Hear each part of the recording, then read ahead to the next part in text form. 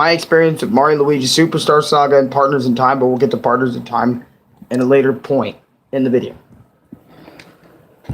Anyways, how you guys doing today? I'm Arekkusu.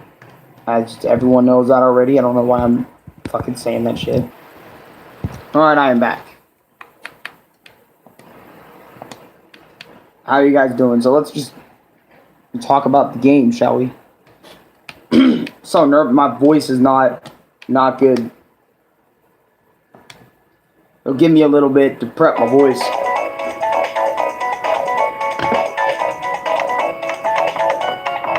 I think that's too ear rapey.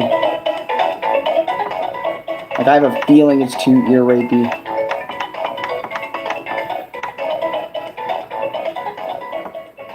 Good. What's up, Lucas? How you doing? Let's talk about Mario Luigi Superstar Saga. So, fun fact, I was planning on playing this game for the channel, but I didn't end up going so well since not a lot of people liked me playing Mario back then. Not a lot of my viewers at the time liked me doing anything. So, 4 or 5 years ago-ish, but not now, obviously. But anyways, yeah, I was gonna stream this game like how I did with Partners in Time and Bowser's Inside Story, but never really came to be. I always ended up deleting the streams afterwards and stuff, and I don't know if I can really even stream it now since my device is so shit. But anyways, background. Mario Luigi Superstar Saga is a role-playing game developed by Alpha Dream and published by Nintendo for the Game Boy Advance. In 2003, it was re-released for the Nintendo Wii U Virtual Console in 2014 and got a remake for 3DS as Mario Luigi Superstar Saga Bowser's Minions, which, in that game's case, I don't know if I'll be reviewing, like, the remake version as well, like, sometime in the future. If I do, I do. If I don't, I don't, since I can't tell the future. But, yes, it did eventually get a remake. Story. Crackletta and Fawful, disguised as ambassadors of Bean Kingdom, visiting Princess Peach's castle in the Mushroom Kingdom to steal her voice, replacing it with explosives that drop on from her speech balloon when she talks. Mario and Luigi are summoned to the castle to meet Bowser, who had intended to kidnap Peach, decides against it due to her stolen voice, and the three of them set out on a quest to get her voice back. And, by the way, it's funny because we're talking about a game where they're trying to get Peach's voice back, but I feel like I'm losing my voice. I think it's because of, like, all the screaming. It takes a... But what's up, Lucas? Welcome to the stream. My bad for not saying anything, or if I did, I did, but, yeah.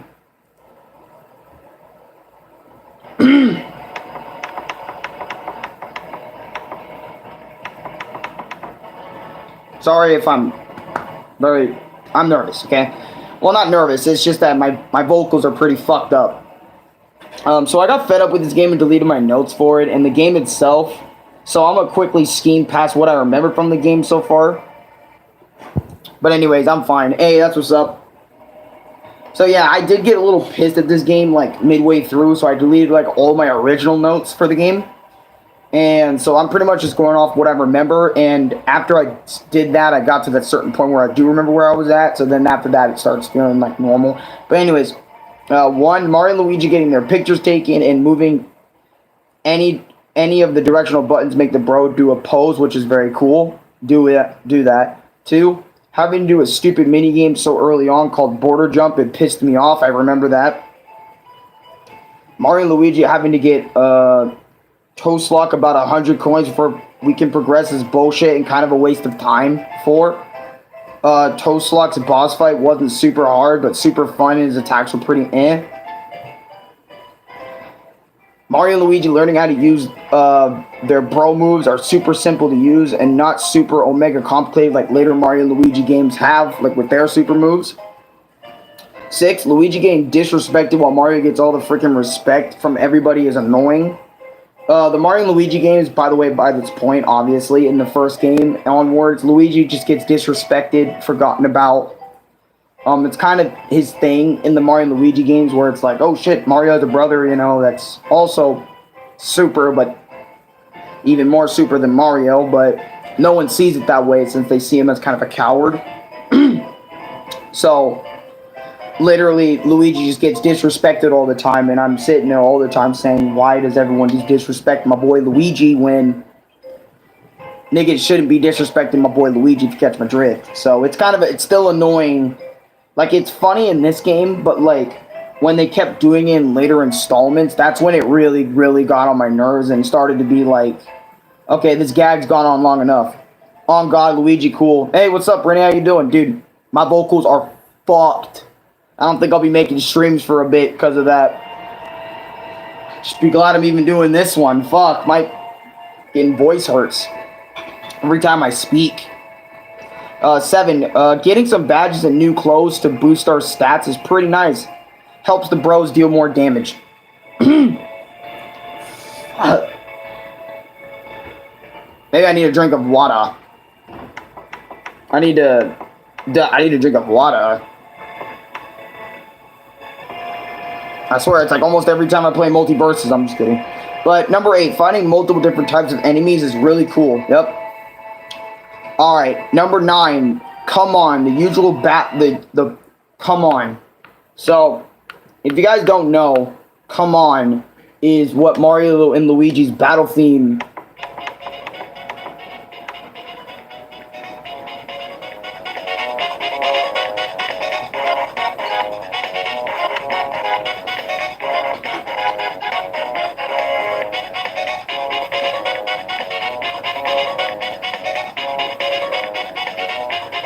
Aloha, what's up, Brandon?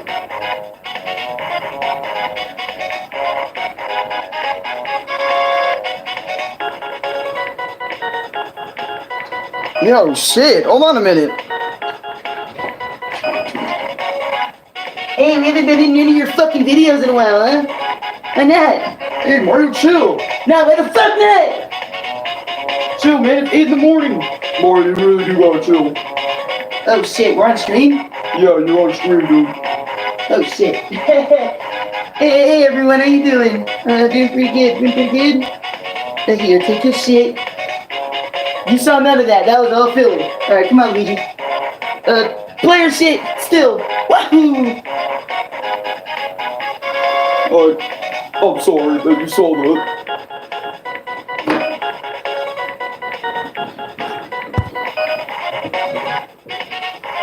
Bro, the hat.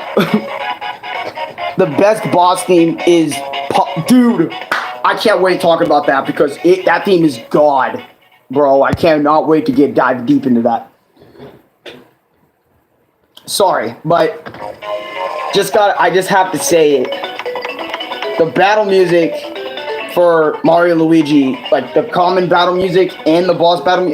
By the way, the next thing is coming up, which come on again. Okay. Number 10, come on again / boss battle music for most bosses, which this is the theme that they use for most boss battles in the game. It slaps. Here, I'll give you a little sample. Let me know, is this ear raping, y'all? So I need to make sure that I don't ear rape. I pulled an accidental thing, in my Rayman stream where I ear raped y'all with the music on accident. No, it's not. Awesome. For me, one of the best tracks in Mario & Luigi Superstar Saga for me is the boss battle music and the final boss. Yep. Thanks, Renee. Come on, pump it up. Step it up. Anyways, number 11, getting the bros the basic hammers, like their hammer abilities, which are very iconic in sprite fights, by the way. It comes from this game. Not a problem, bro. But yeah, but getting their basic hammers is nice. 12, fighting the dragon on top of Hoo Hoo Mountain was a fun little boss battle. 13, exploring Bean Bean Castle was pretty fun, and fighting the Bean Bean Queen in this evil-like state was super fun as well. 14, going to Chuck Woods to get the Chuckola Reserve was a pain. Fighting a bunch of enemies, going through this barrel room-like maze, and fighting Rookie and Pulp for the first time. All that Like, if you know what I'm talking about, if you played this game before, you'll know exactly what I'm talking about. But that section of the game was pretty awesome, especially Rookie and Popple. Rookie and Popple or Popple, I guess, I don't know how to fucking say his name right. It's always weird to me. And, I sit there, bro, and I'm not lying. Every time Rookie, Popple's theme plays, I gotta play it. Like, his theme, I can't lie. I don't know if I mentioned it in my notes, but I gotta put it on because I gotta put some respect on it. And that's why we take the music and update it by remaking it. On God. The Shadow Thief. Yep, the Shadow Thief Popple. I'm not gonna lie. His theme, I was surprised, like, when I replayed the game, because me and Louie have played this game throughout our lifetime so many times, but we, like, never dedicated, like, a full playthrough of beating it. I don't know if Louie has, but I've always gotten to a certain point, stopped playing, completely forgot about it, and just deleted it later on because I didn't remember what was going on at the point. So then when I finally beat it for my experience stuff, hearing this theme song play is just fucking OD. The Thief Popple, I'm...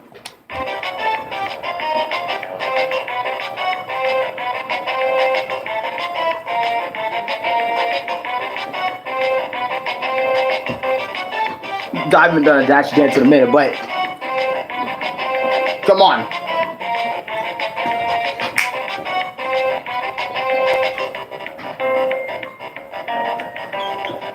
Dude, I literally have this theme downloaded, like, on my tablet, and I listen to it all the fucking time. It's so good.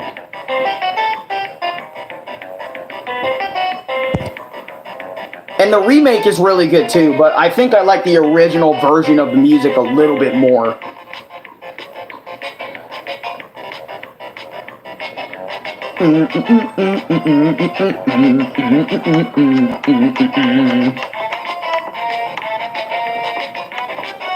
Wait, is it at 15?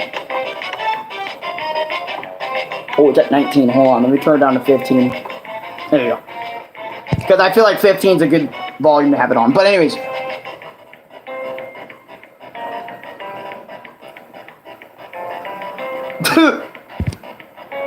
I'm sorry. I just really love this theme, bro. Every time I put it on, it's so good. Number 15, getting all the 3 Chuckle Chuck fruits felt like a fetch quest. It really did feel like a fetch quest. If there was no Mario or Luigi, Popple would win every time. He is a true threat to the mushroom world. On God, dude, he can steal pretty much anything and literally get away with it. But anyways, yeah, number 15 for me, Chuckle Chuck wood fruits. So, like, you have to collect these 3 fruits, and you have to bring it back to this giant-ass tree. I really felt like that was just a fetch quest, just to kind of bring the game along, to be honest with you. And, you guys know me, I don't play a lot of whole role-playing RPG games that much. So, like, the Mario and Luigi series, fucking Paper Mario are, like, RPGs I fucking cherish now. Like, if you guys saw, like, my experience with the first game, Paper Mario and Thousand Year Door, you already know how much I love those games, and you guys saw my other episode of Mario and Luigi, and I played Partners in Time on the channel and Bowser's Inside Story for a video one time, and I made my experience on Bowser's Inside Story way before this one, so if you haven't checked that out, I suggest you guys do. That's a good episode as well. Super Paper Mario was good as well. I'm gonna be honest, I literally want a Wii to play that game because I know Nintendo is not gonna remake that game. So, like, or, you know, the people, Intelligent Systems aren't gonna, like, port, like, all their old Paper Mario games on the Switch. I know they're not gonna fucking do that. They're not. So, I need to get a Wii because, I'm gonna be honest, guys, I'm Louis has been, I'm gonna give you an update. Super Paper Mario is for the GameCube as well. No, it's not. What? No, Super Paper Mario was only a Wii release. GameCube, that was in your door. Because if it was GameCube, I would have definitely played it already on the PC. I remember it was going to be for GameCube. Like, they were originally going to make Super Paper Mario for the GameCube, but it was moved completely to the Wii. But anyways. 16, having to battle Chuckinator. It was pretty cool having to fight him, to be honest. Number 17, like I said, I'm remembering all these notes off rip. So a lot of this is just off of memory. So sorry if it does feel out of place or I'm forgetting like small events here and there and stuff. My apologies for that. Oh yeah, and one point getting getting the Firebrand and Thunderbrand for the Mario Bros was pretty cool. Well, for Luigi anyway. Mario just got fire like he usually does, and we've seen it in like Smash Bros, all sorts of stuff that. Yes, it is for GameCube, just like Zelda Twilight Princess. It's just rare. What? What do you? I can't look this up right now. What?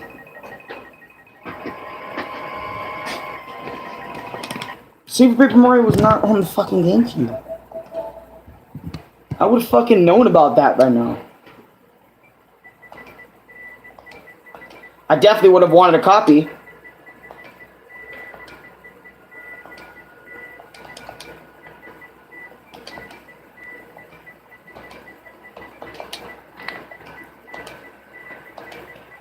What?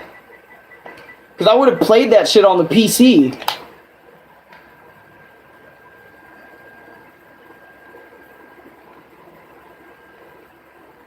Yeah, released for the Nintendo Wii. It came out on the GameCube's death. Because I remember... Oh, shit.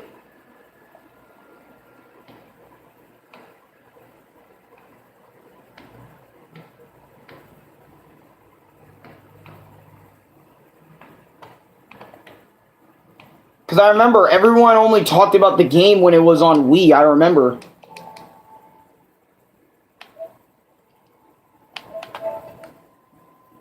But anyways, I'm getting way off topic.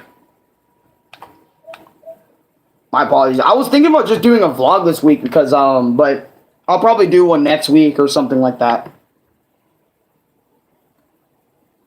So bear with me. But what is it? Because in Codes Mario, but Luigi getting Thunder just goes to show you that not only Luigi's potential, not only shows you Luigi as not only potential he hasn't shown, but way more power as well. Like, what I mean by this is like, I always thought Mario, whenever he got the Fire Hand, it was just typical.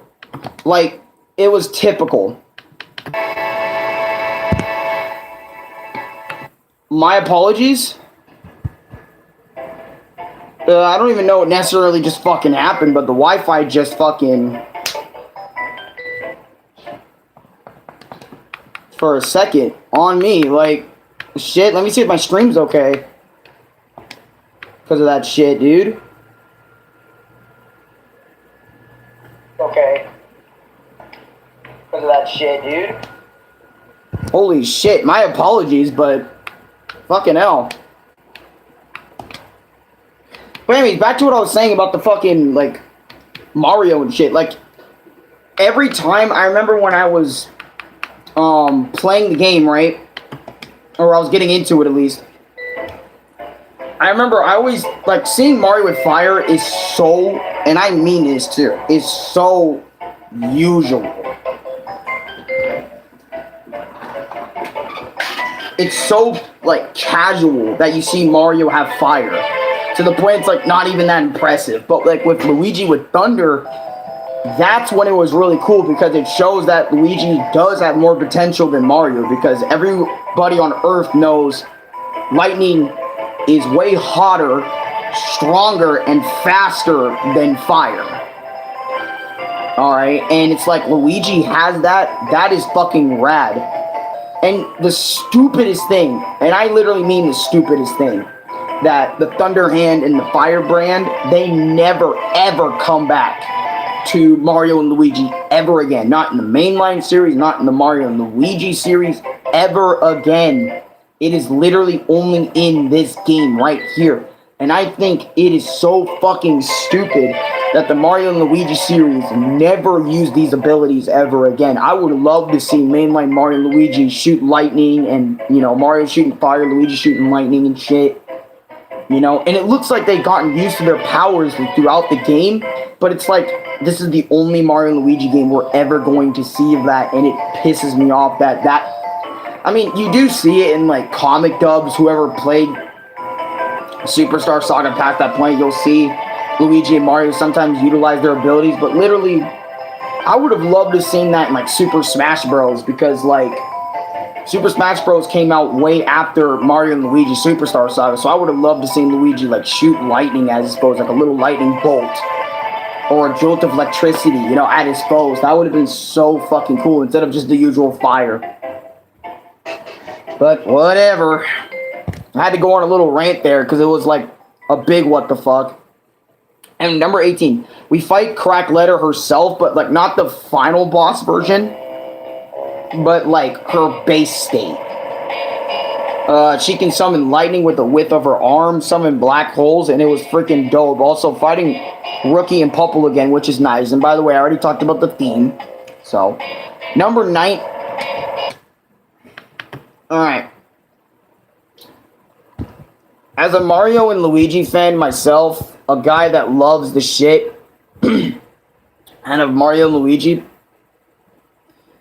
I hated this section a lot. And I remember this section right here made me quit Mario and Luigi Superstar Saga 99% of the time. And I'm going to be dead ass with you. It literally made me quit so many fucking times. I'm not even kidding.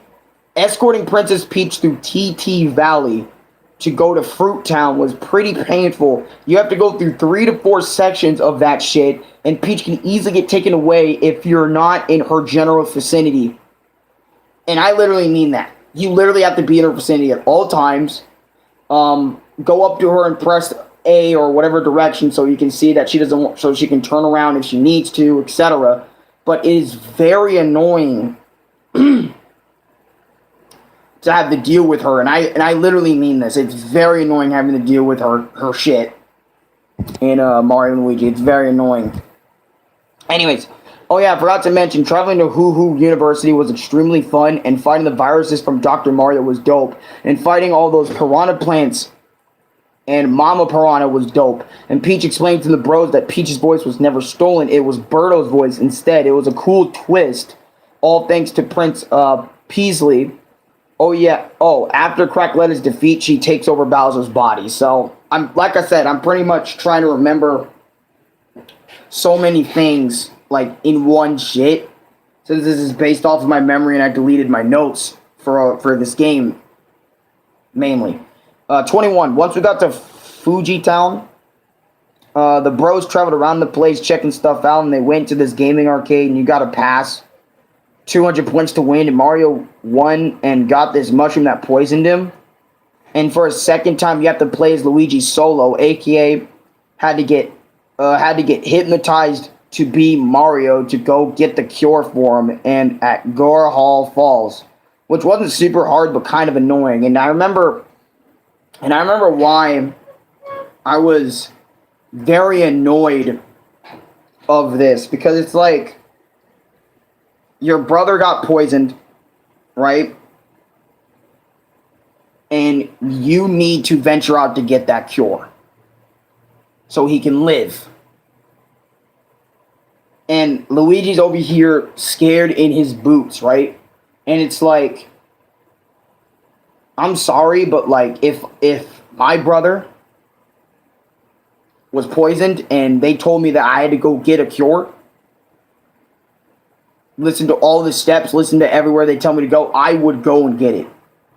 Alright, there is no hesitation, okay? I wouldn't be scared to do, like, sure, the challenge may seem scary, but it doesn't compare to how fucking dead inside I'd feel if my brother died, knowing I did nothing to at least try to help him out with that. or at least do my best. I don't know. It's just that Luigi having to get hypnotized to be like his brother Mario to go out and adventure really pissed me off. I remember I was like super angry feeling about that. Pissed me off. I remember I was like super angry feeling about that. Okay, I had to go in and check my streams because super angry feeling about that. Okay, I have to go in and check my streams because... Yeah, I have to go in and check my streams because, like... And by the way, my remote doesn't work, which sucks even more. I have to use the TV audio. I'll stay in stream for the rest of the time until, like, we need the Partners in Time opening. Need a little bit of that, so... So just, Luigi needing to be hypnotized really bothered me on an emotional level. Because it was like, why? In a way. But anyways, 22. After Luigi got back to town, Bowletta introduces itself and shit. And a bit later, Sonata, a message to the bros telling them get the 4 pieces of the Beanstar once complete. I'll message y'all back. Pretty much, hey, go back to 4 previous areas so we can stretch the game as much as possible. You guys know how I feel about collecting items, mid-game, end-game. I hate doing that.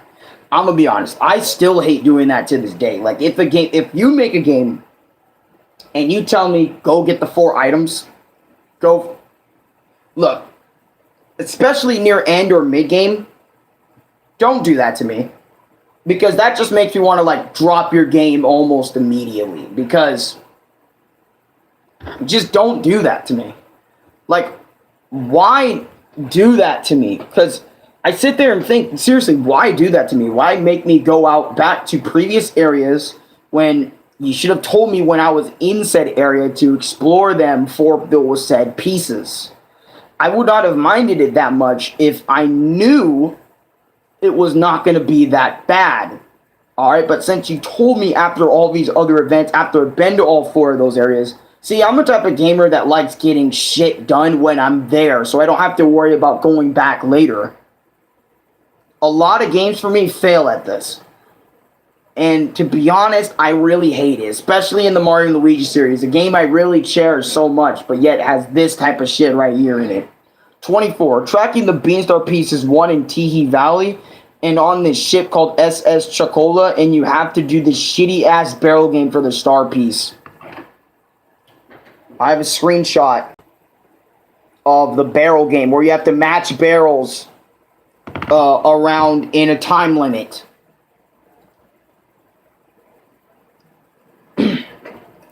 A time limit. So not only you want me to collect these, backtrack to 4 areas that I've already been to with added areas to them that I couldn't access before, but you're gonna... Okay. And I won't lie, I only managed to either get 5 or 7 this matching barrel shit before time completely runs out. And let me tell you, worst minigame in the game so far. This, you have to match the barrels vertically or horizontally, and controlling the bros was very mind-bending for me. And we didn't even get the star piece because bullshit like helping this, like bullshit like this. Cause get out of the crack of the boat, and by doing that, the SS Chocola started moving, and the boat crashed, went underway, and the Beanstar piece floated away.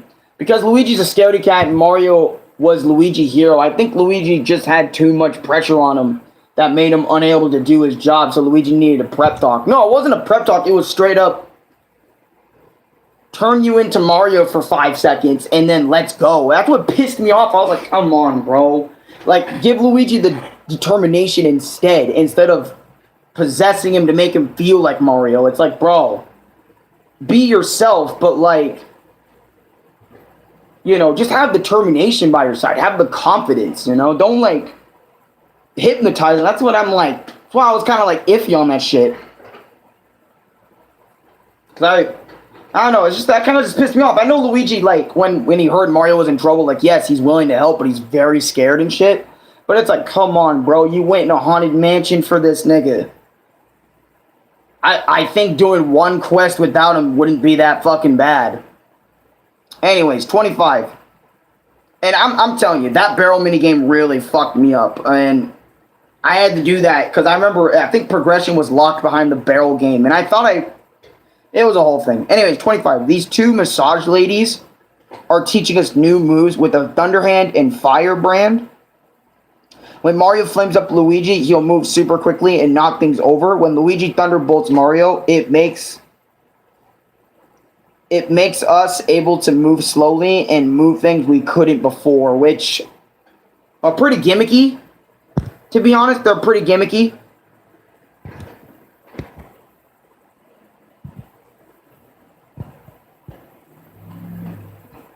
I'm gonna be honest, pretty gimmicky. The Thunder Hand made Luigi get many more special lightning moves for the sports games. Oh, shit. My headcanon was after the fight with Bogmire, who used lightning to start the fight, Luigi unlocked potential. Good shit. You know, I'm something of a Mario and Luigi fan myself. Sorry, my fucking YouTube chat is fucking delayed as shit. She must be on screen at all times. If she's out of the screen for 2 seconds, she gets captured. Yeah. But you must go solo. Luigi, normal stat growth makes him a tank, but Mario is a heavy hitter. Because Luigi's scared to catch... Okay, I read that one. I don't know why my chat was so delayed. It's because I think because the Wi-Fi went out and I forgot to put on all chat again. So my apologies for reading those messages super fucking late. But yeah, I mean, I like those abilities. But I was just kind of like, all right, you know what I mean? I was just kind of like all right on them, to be honest with you. I know my hair is like poking out. Kind of makes me look like my hair isn't like poking out in terms of like being down. It's like, bro, my hair is poking upward. Like, Jesus. Get some more fan art, man. I'd love to have some more fan art. I was literally just thinking about that the other day because I was like looking back at my old fan art that people used to make for me in my, like, She-Hawk show, my Bleach She-Hawk show and shit, and like Yu Yu Hakusho. Anyways, and by the way, I made a Spider-Man 2002 reference because Norman once said, while meeting Peter for the first time, you know, I'm something of a scientist myself. Oh shit, that was a reference, wasn't it? Oh fuck, and I literally kind of watched the Spider-Man movie with Nick earlier. Not today, but like way earlier. Anyways, number 26. Fire Bros and Fire Bro moves are so fucking badass to use, man. Like, I mean, I enjoy using them. I love seeing Mario and Luigi have lightning and fire together. For example, Thunder Bros move, Luigi charges up a lightning in his hand, jumps on Mario's head, and shoots the bolt of lightning down on the ground to damage all enemies, but also lowering the defense, which is fucking sick.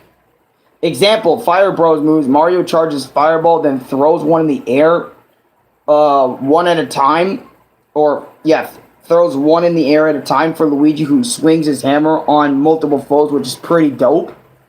I actually really love, like, the bro moves that you can do with thunder and fire. That's also a really cool gimmick that they added here. 27, Hermie 3 boss battle.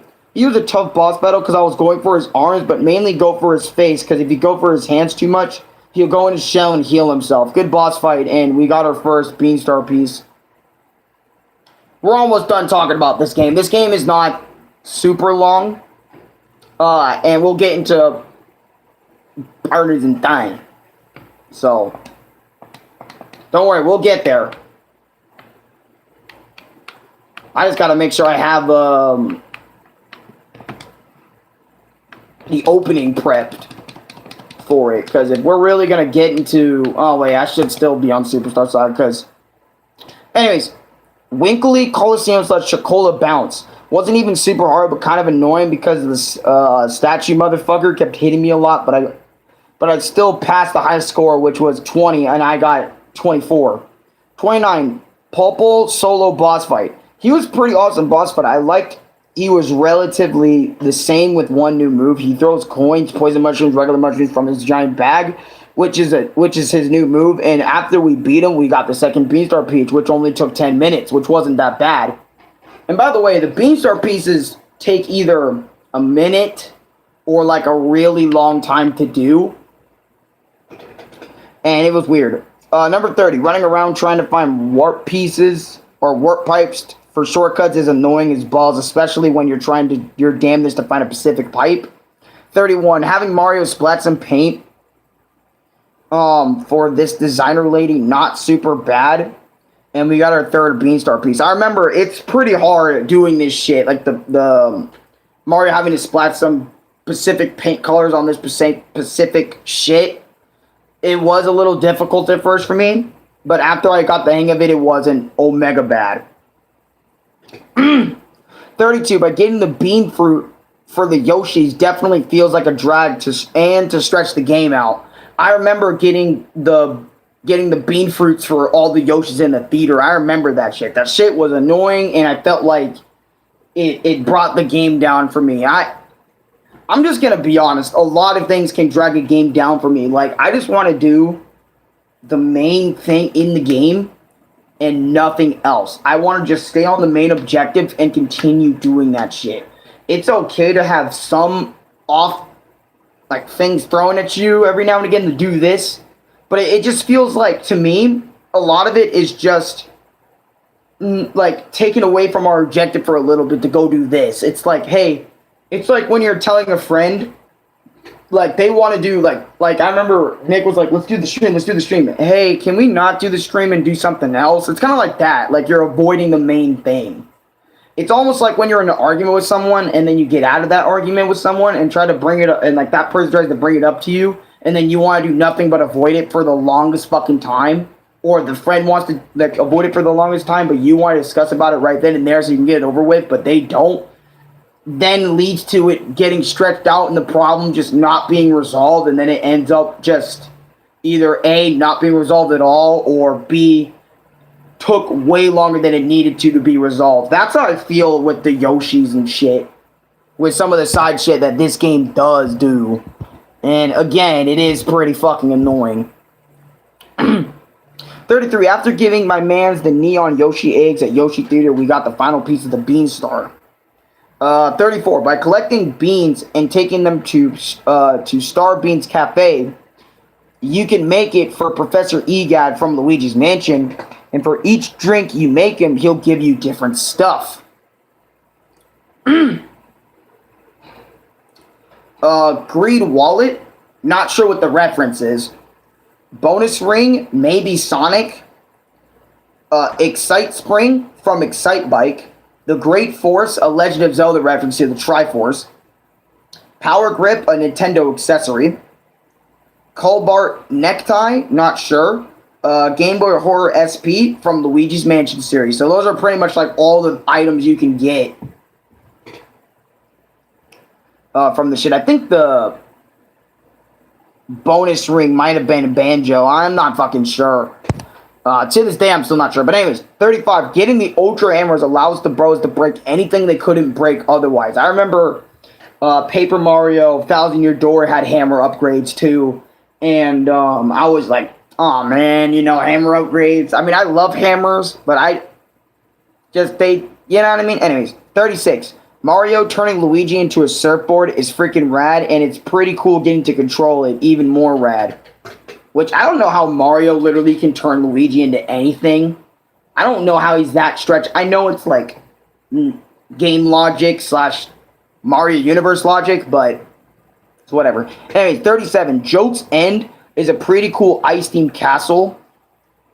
And the pretty Zelda, Pikmin, Wario, Star Fox, Samus, Egad. Yep. Joke's End's pretty cool ice-themed castle, and the music's pretty creepy. Even the enemies are pretty creepy to look at, but in a very cool way. 38. Joke's End third floor with Mario and Luigi having to score 30 points to pass is absolute bullshit. And I already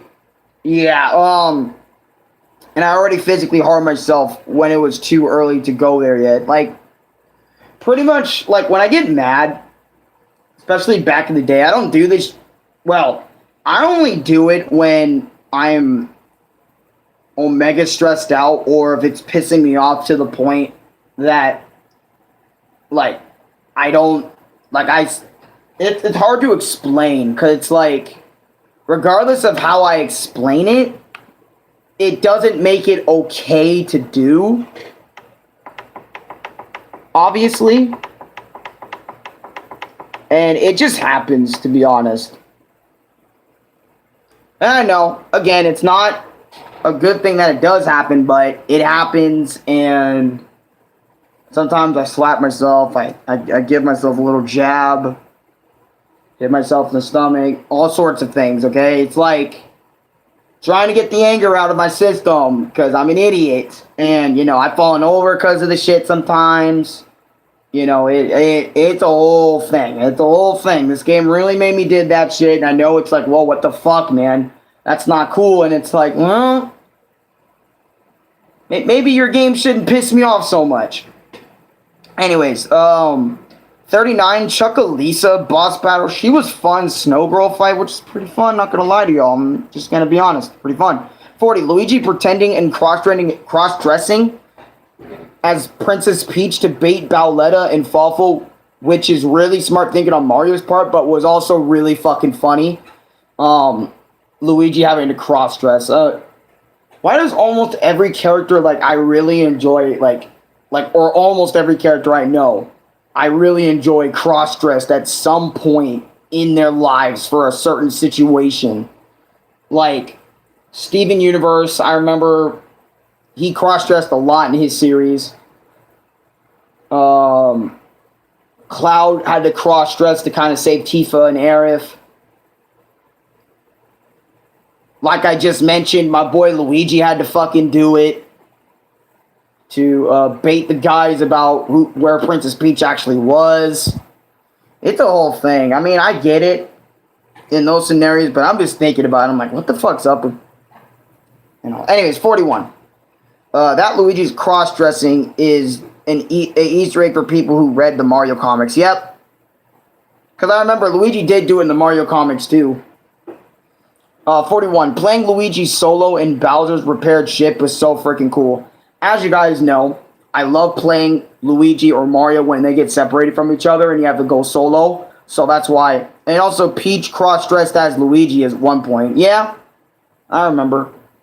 I think I do anyway. Anyways, 42. The fact that this game goes above and beyond sometimes with the solo bro segments. Again, I really love it when the bros are separated and you only get to play one bro. It's just really cool to me. And I thought Mario and Luigi, when they did this in the later games, like I already mentioned in previous My Experience episodes, I thought that was really cool, and all of it started from here. 43. Popple and Birdo's boss fight. This fight was fantastic. Not only Popple was an actual threat now that he could steal my hammers, but Birdo was no slouch either with all of his or her attacks was brilliant. Honestly, I remember when I was at this fight, I remember I was trying to be like, hey, Birdo's a boy or a girl. But, like, over the years, like, Birdo was, like, a dude that loved to be, like, a girl. And then sometimes people would say he's a girl. But nowadays, since there's, like, a third gender, quote-unquote, you know, now, like, transsexual, or not transsexual, it was, like, she-male or something, or... You know what I'm saying? Like, there's a third middle gender that's both a part of both genders. That's what they kind of classified Birdo as nowadays. Which I'm, like, fine with it because it makes sense, I guess. I don't know. It was a whole complicated thing. Anyways, 44. The theme they used for Bowser's Castle was freaking sick. I loved Bowser's Castle. 45. Once we get to Iggy's room and walk up to Iggy, he hurls around and around, making the Mario Bros. Dizzy as fuck, and I, the player, have to control them in this dizzy-like state, which the controls are all inverted, and if you get hit once, you have to rewatch the mini cutscene over and over again, and I've died to this multiple fucking times, and I hate it when games throw one-time gimmicks at you in said moment. I can't stand that shit. 46. Iggy's boss battle wasn't super hard, but be wary of his attacks. 47. Sniper Bill scared the dog piss out of me, and it's a bullet holding a gun. I freaking love it. Which, you don't see that in the Mario universe every day. 47. 48. Screw the giant hammer bro enemies. If they throw their hammer and hit one of the bros, the damage and dizziness is insane. 49. Morton boss battle. His triple shockwave move was no freaking joke. It killed the bros after 2 shockwaves. Crazy that's his only attack. 50. Lemmy boss battle. Lemmy wasn't even hard, but his guess the right Lemmy shit before the fight was annoying. Birdo is a species. Some are dudes and some are girls. Yoshi is a species as well, and some are guys and some are girls. Yoshi's story made that clear with the different Yoshi voices. Yeah, true that. Which, I've actually been playing Yoshi's Island very recently, like yesterday. Good game, but it's definitely not a Mario game. Anyways, 51. Screw the Magic Koopa mans. When they power themselves up and then use that fire ring or just using the fire ring is so annoying to dodge. I hate it. 52. Lugwood boss battle. Not super hard once again. The actual boss itself wasn't super hard, but the shit before the fight was very annoying. 53. Roy boss battle. If the bomb reaches 0, the game's over bullshit, which pissed me off, but the fight was kind of fun. 54. Enemies hitting you from behind is so annoying. 55. Wendy's boss battle. She was the same as Roy, but she was easily dealt with. 56. Larry's weird-ass ping-pong match before his boss was extremely weird and very out there. I remember when I had to do that, and I was like, fuck is this? This wasn't even a part of the gameplay. 57. Larry's boss battle wasn't super hard, honestly, and I liked the battles before. It had the little bomb shit. If it reaches 0, I get game over. 58. Fawful's boss battle. He was extremely tough, and I was super nuts, ultra nuts, 1-up mushrooms like crazy. All of his attacks are super deadly. They really are super deadly. I remember all of his attacks being super dangerous, and I had to watch out for like every single one of them bitches, bro. 59. Final boss ballet of phase 1. Not super mind-bending, even though a lot of his attacks threw me off completely, and the music is so freaking good. I'm actually going to put that on. Oh, whoops. I turned that up way too fucking loud. I have to, like, manually control, like, the audio from the TV now, which sucks. Until Louis gets new batteries, which won't be long. Okay. Let me go to the OST, because holy shit. Bowletta's castle theme is really fucking good. I was surprised how good, like, it was. When I first heard it, especially its first phase, I loved it. I was just sitting there like, oh my fuck, I gotta dance to this. You know what I'm saying?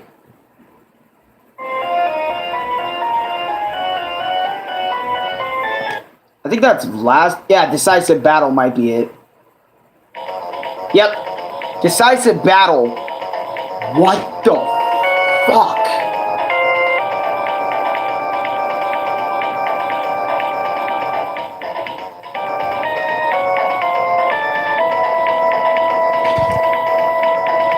The Yoshi that Nintendo uses nowadays is a dude, and the Birdo that Nintendo uses nowadays is a girl.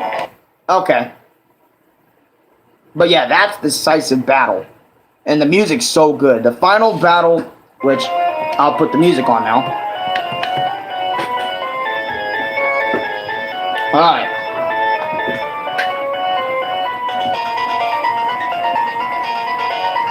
Final boss.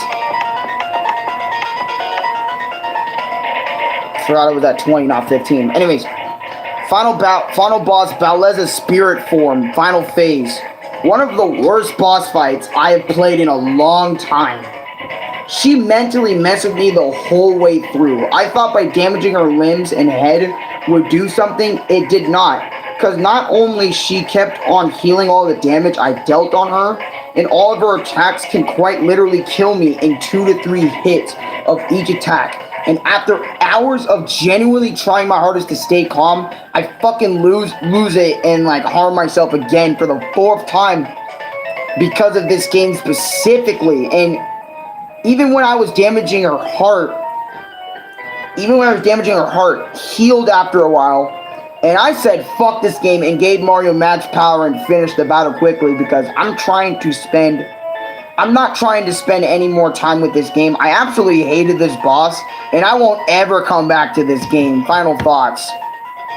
I'm gonna be honest. I know you can beat this boss, you know, legitimately with items.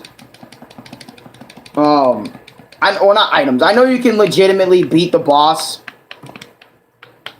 You know. God damn it, I gotta put the title screen on now. No. Just title. Jesus. Okay. My apologies.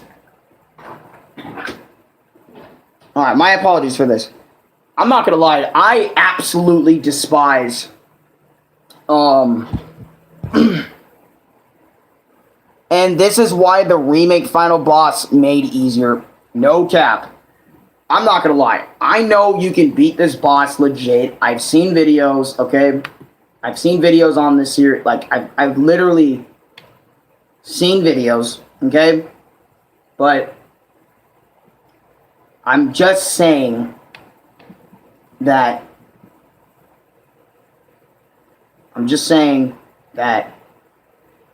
Alpha Dream, you created a bomb-ass game, but why the fuck would you not make it obvious or not obvious, but make it known for players how to deal with your final boss? Especially for casual players that are picking up this game and are just trying to get the point A of the game to point B, aka the beginning to the end, without getting every single move in the game, without trying to discover every little mini secret bullshit about it. Just get the point A to point B, which was my experience with Mario and Luigi's Superstar Saga. Little did my bitch ass know that it was gonna fuck me over. And I decided to put on cheats just to finish the game. To be honest with you, I know that might sound scummy to some people, but you be in my situation for a second. This is my list of final bosses of Mario and Luigi game from hardest to easiest. Elder Princess, Shroom, Calculetta, Dark Bowser, Dream Bowser. I'm gonna be straight. You should have made your boss went in arm mode, in heart mode, head mode, whatever the fuck mode you're going to put it on. Make it easier for players to at least understand which bro should damage which arm in spirit form. And also make it easier to kill off. Alright, I get it. You wanted to make your boss the hardest thing, which you definitely did. You succeeded with crazy ass success rate. But I'm just saying, you should have just made it easier, and this is why the original version, okay? I'm sorry, but that really fucked with me, especially. I'm sorry, I can't. I beat the game March 15th, 2022, so pretty early on in the year, and I know I'm getting into this really late, but... Final thoughts on Mario & Luigi's Superstar Saga for the Game Boy Advance. And this is the Game Boy Advance. I'm going to specifically put in the title and in the title that which versions of the games I'm playing. So you guys will know, like, DS version, GBA, and then Partners in Time is DS. I didn't play the remakes for 3DS for Mario & Luigi Superstar. But anyways, this game made me physically harm myself on multiple different occasions and mentally flattened my brain multiple times and stressed me out almost every other time I was playing, which is not okay for me, and I should probably get help, but who the hell cares? It's not like I control my emotions anytime soon. But I'll mention something I do like about this game. I love the unique characters, the music is an absolute bop, and the story for this game was fantastic. And the boss fights, for the most part, were pretty fun, except Crackletta's soul, anyways. I think it's pretty obvious the final boss I think it's obvious the final boss and the mix of stress and harm on myself kind of ruined the game for me in a lot of ways. And I may never play this game ever again, but I'll cherish the shit out of Mario & Luigi Superstar Saga soundtrack. And to be honest, a lot of the bosses in the game, sure, there was a lot of annoying bits. And I'm telling you, there was a lot of annoying bits in this game. But to be honest, if the final boss was made easier and a little bit easier for me to understand, I probably would not have harmed myself back in those times. Well, no, I still would have. But the fact that I even did that shows that this game definitely pissed me off beyond belief. So, and that's it for Mario & Luigi Superstar Saga. Let's get into Mario & Luigi Partners in Time.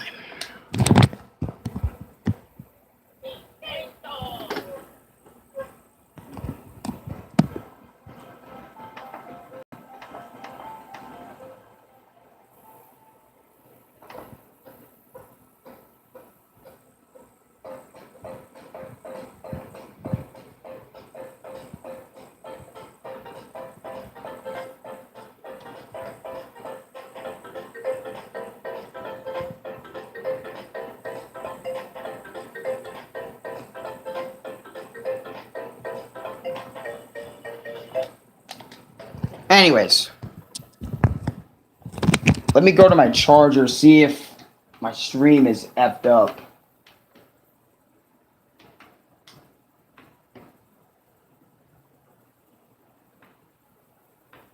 It is not good.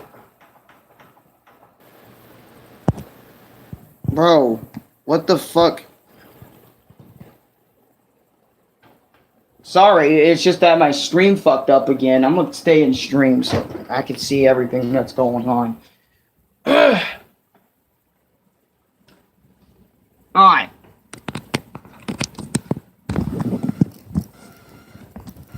Sorry for the shit screen, okay? Watching.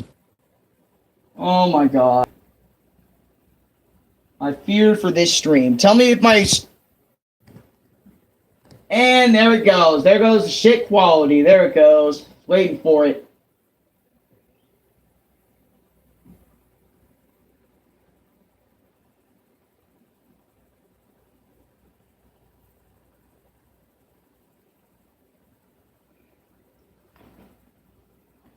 God, I'm trying to make my episode, faggot. Sorry, I get so frustrated when this tablet fucks up, because now it's like, I definitely know I need a better one. But anyways. First you have to kill the arms, then the head, and then the heart. Do it 3 times also. Does not help. Does not help you go into the battle with 1 HP. Yep, with Mario and Luigi's down. Yep. And the thing is, Mario & Luigi games, if you don't have your speed stat up, the final bosses get 2 or 3 attacks when it's their turn. Casual gamers will not be focusing on getting the speed stat up when just going from point A to point B. You're still up. Yeah. You know what? That's another thing, is that when a casual Mario fan playing Mario & Luigi for the first, like, not the first time, but going through it fully for the first time, that's my experience. Fuck that, bro. I want something better than that.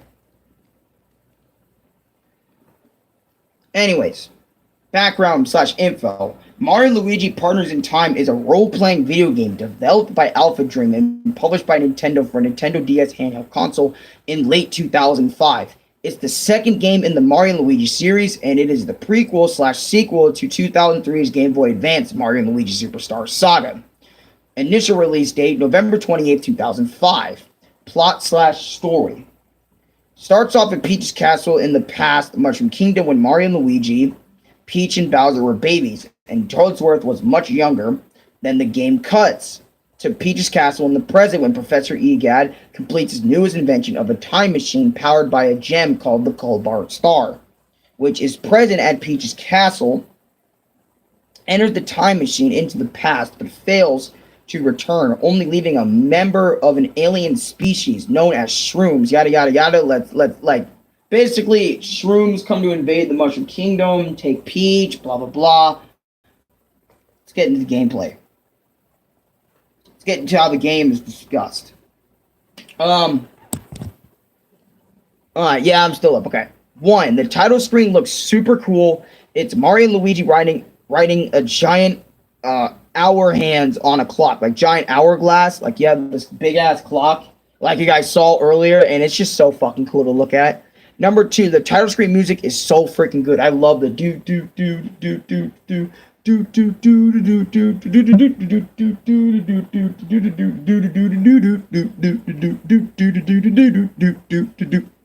Anyways, number 3, I love it when Baby Mario, Luigi, and Baby Luigi all say Nintendo before the game starts. So wholesome.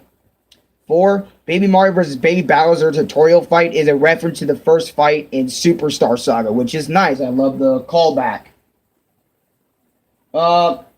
Is my audio fucking up or anything like messing up? Please let me know in chat. I can't hear the stream in the back. Anyways, number 5, the fact Professor Egad built the time machine is insane in itself. Number 6, Junior Shroombod mini boss wasn't that bad, very easy. No, you're good. Thank you. 7, so many damn tutorials with the big bros. Like, I don't get it why this game onward started the trend of having long and multiple tutorial sections for no fucking reason. Like, I get it. 1, 2, maybe 3, but anywhere after 3 is a little bit too much, my guy. Lag?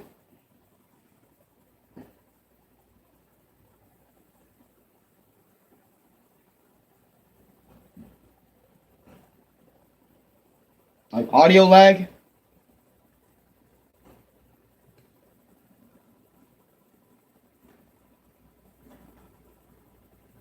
Yeah, dude, I need a more pro.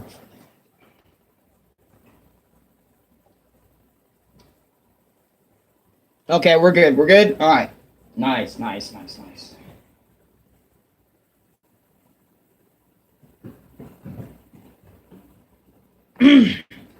Yeah, also, my apologies for the internet turning off 2 to 3 times in this stream. I have no idea why it's doing that. I'm gonna be straight. I have no idea why. But anyways.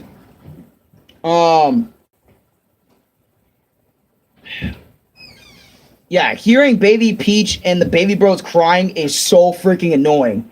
I hate it when the babies cry in this game. It is really fucking annoying. Like, not gonna cap. It's annoying as hell. I absolutely hate it. Okay. 9, the baby bros using the green shell move is kind of cool. 10, some of the baby bros voice lines are very cool. Like Baby Mario saying, "Thank you very much."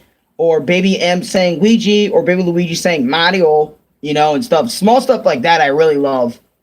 11, playing as 4 characters is dope, but when all of them are together, it becomes a chore to deal with later in the game. 12, I like going back to the past and present in this game. 13, seeing Professor Egad in this game is nice as well. I'm surprised he made an appearance in this game. 14, when the baby bros got stuck in a weird nose, and the babies have to fight these mind-controlled hammer bros, which is a fun battle. 15, the baby bros getting the hammers, and the respective abilities both bros got, and being taught how to use them, which is nice. 16, also being taught how to battle with your hammers again, especially since I played Superstar Saga not that long ago, is kind of annoying. Because if you're playing these games back to back, you'll like remember everything, but I get why if you haven't like played Superstar. Like you played Superstar, but you know, it's been a while and you haven't played and you forgot how the controls work. I get that. But if you haven't, it's kind of a hassle. So it's 50-50 on that. It's because the US internet is being cyber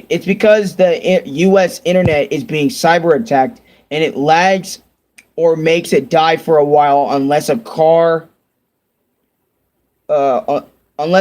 downed a power pole. Wait, really? I didn't even know the internet was being cyber attacked, but yeah, Number 17, getting segmented with the baby bros, having to get back to regular bros, or vice versa, is pretty cool at times, but also can be annoying. Number 18, Swiggler boss battle. It was extremely fun. I loved every second of it. Number 19, Baby Bowser running in circles so fast. Both the baby bros and the big bros getting dizzy for trying to keep up with his speed to get the 2 Cobalt Star shard pieces ripped from them, which pisses me off. I'm always like, why did they do that? They could have kept the shards if they didn't fall for Baby Bowser's shit. Also, Alpha Dream's way of saying, we're stretching this bitch. And it really is Alpha Dream's way of saying, we're stretching this bitch. Like, a game that could be 2 hours is made 8 hours because Alpha Dream wants to add this stupid-ass little stupid fetch quest bullshit. Jesus Christ. 20. Mario and Luigi relearning the spin jump from young and old Toadsworth, even though we got this move from the Star Toads from Superstar Saga, is a little bit weird. 21. Exploring Yoshi's Island past is pretty freaking dope, and the music's pretty good, and it's also a reference to Yoshi's Island as well when we get to that section of the game, so that's also another thing that's really fucking rad. Yes, the U.S. internet gets cyber attacked by most of the world, but most cyber attacks fail, and a few only get through on a daily. Damn. 20. Oh, yeah, I already read that. Oh, yeah, 20. I already read 21. 22. Luigi snatching some cookie crumbs and gave baby Luigi a cookie was a very wholesome little baby moment. I love that. 23. Kamek's boss battle. Kamek was a lot easier than I made him out to be in the last few times I played this boss. Even when he was cloning himself, finding the real one wasn't that bad. Now, when I was doing it on my channel for the Mario and Luigi Partners in Time video I made, I do have 3 Partners in Time episode videos on my channel that I never finished. Because I just didn't generally feel like finishing the game for some reason. Even though I felt like I should have. But it's alright. But still, the Kamek boss fight's not that bad once you figure out where he cloned himself and shit. 24. Exploring the inside of Yob's belly and helping the Yoshis was pretty fun.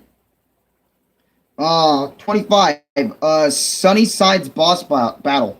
He was a pretty freaking cool boss, using the trapped Yoshis to push the boulder over and flip him over, so we can hit the weak spot is pretty nice.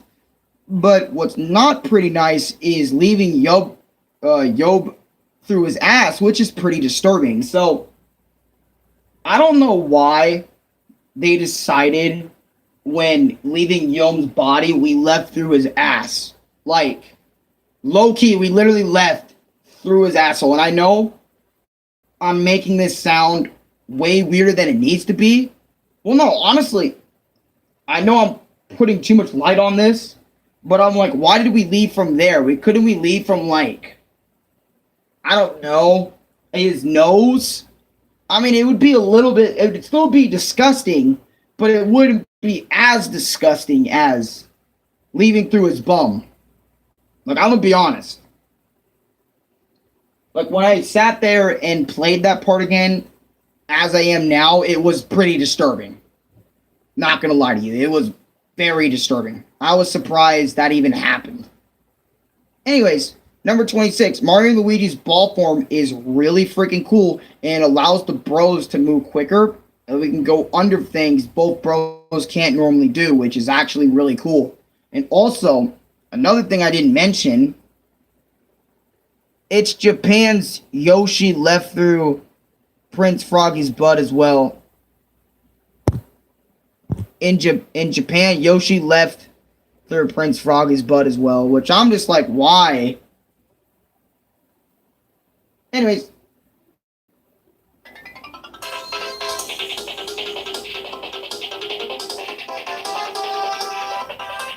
The battle theme for this game is also pretty good. I had to mention that, because goddamn, the battle theme was really good. 27, the viewing point time challenge wasn't even hard. Just use the ball form and you will surely make it. But I still hated timed events or timed minigames. Y'all know this, how much I hate anything that involves a timer. I really dislike it.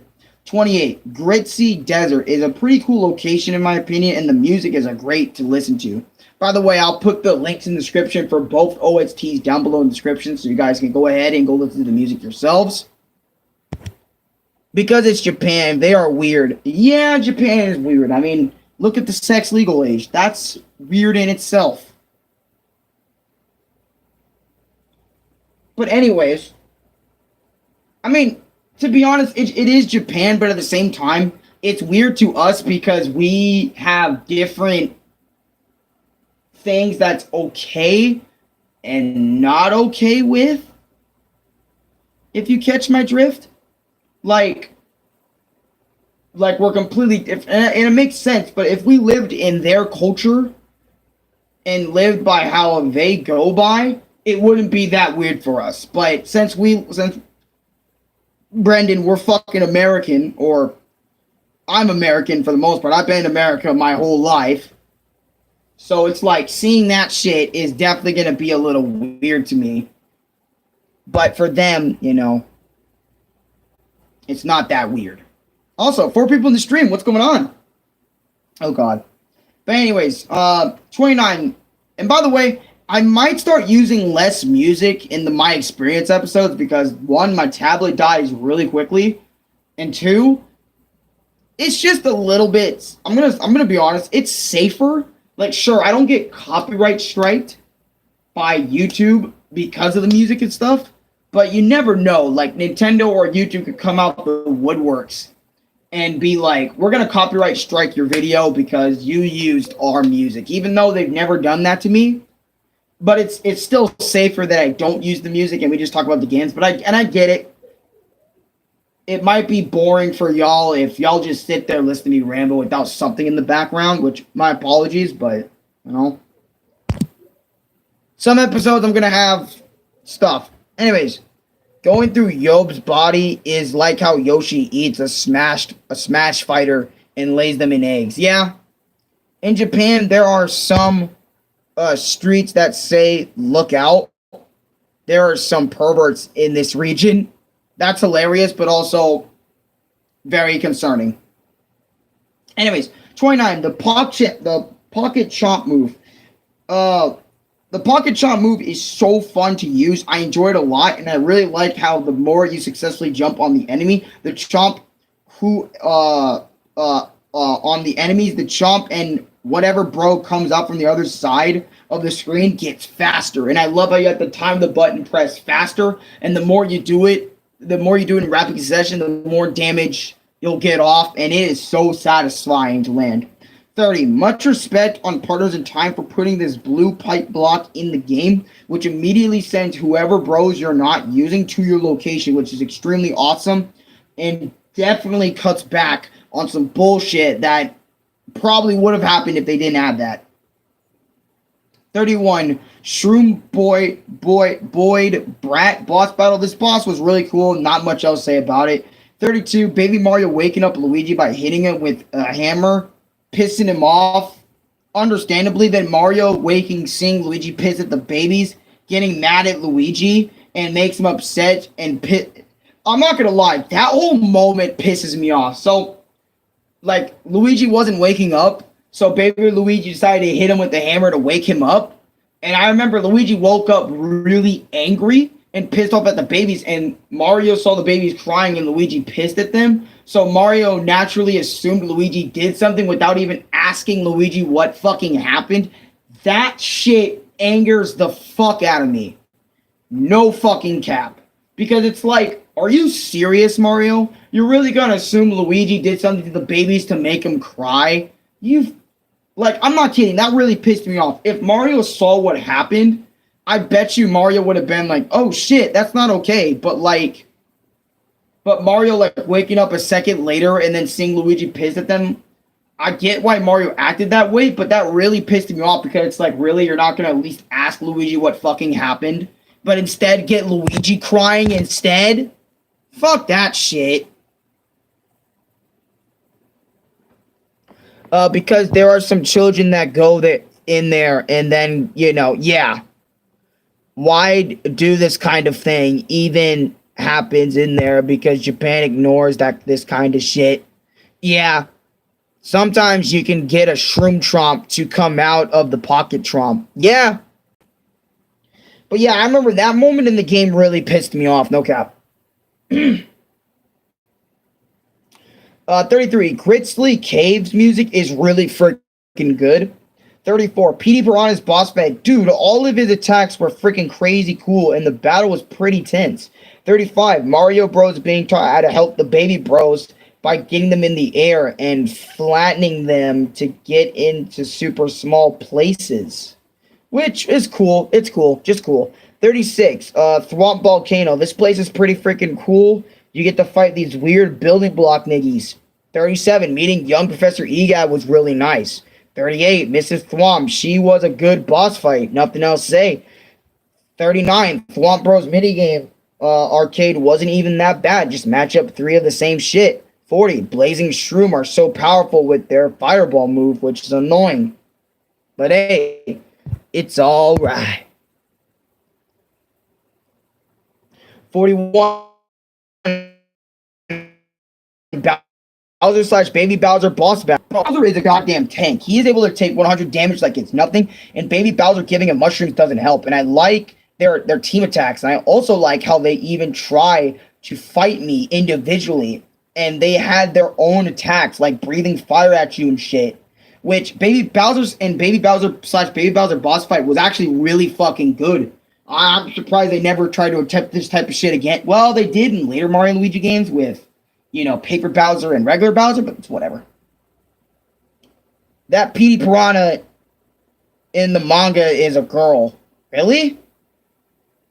Anyways, 42. Guardian Shrooms.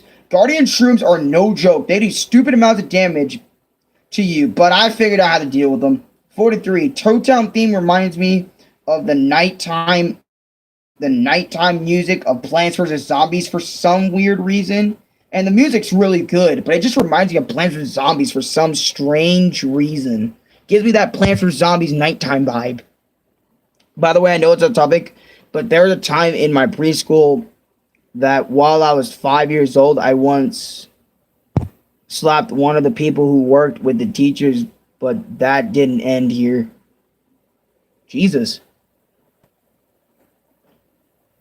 Anyways, 44. Going into Toad Town and being able to buy red shells, ultra drop mushrooms, super drop mushrooms, max mushrooms, ultra mushrooms, super mushrooms, 1-up mushrooms, and 1-up supers, just to name a few, are freaking amazing. 45. Mixed flower power-up is really freaking cool. You have to shoot little fireballs with all 4 characters to power up a giant fireball that lands on all foes, and it does massive damage sometimes. 46. Scale Low-Key and Love Bubble are strong targets. Watch out for their attacks. They do stupid damage to the baby bros.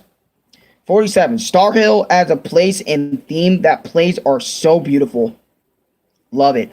48. Shroom Bomb and Bomb Support and Commander Shroom boss battle. This boss fight was extremely cool. I loved every second of the battle. I loved every single second of the battle. Starts out with 3 shrooms holding a Shroom Bomb. And for a long time, I was confused because I kept taking taking up the 3 shrooms, but that just leads to the Shroom Bomb rolling over to us and causing us damage. And the real boss doesn't show himself.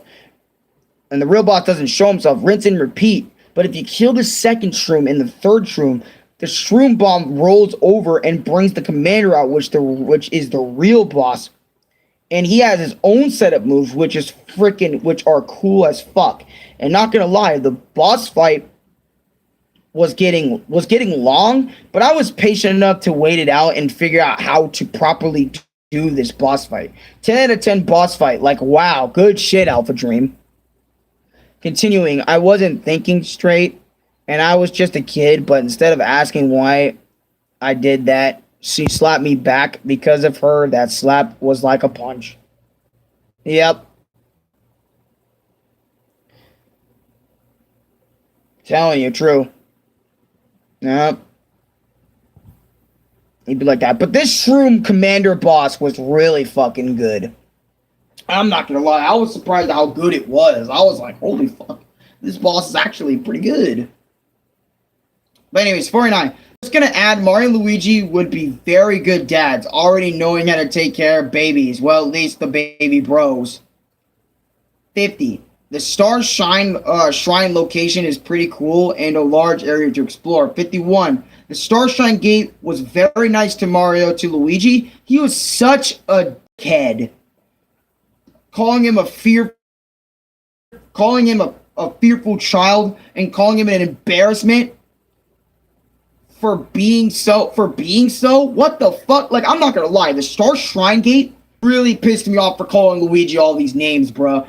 I remember this nigga just ripped into Luigi for no good reason, bruh. He literally said, "You're arrogant, you're this, you're that, you're this, and you did this one thing that I have no idea why you did." And then Luigi was trying to beg him not to tell him, but I was just like, why are you ripping into Luigi like this? Seriously, why are you ripping into Luigi so much? What did Luigi do to deserve to be ripped into by every single character in the Mario Luigi series? And the worst person that does this shit throughout most of the series is fucking Starlo, that little circle female thing, okay? I'm not gonna lie, when Starlo was introduced in Bowser's Inside Story, or I think, actually, no, it might have been, no, Partners in Time was the suitcase. The first game, no little partner companion was introduced in the first game.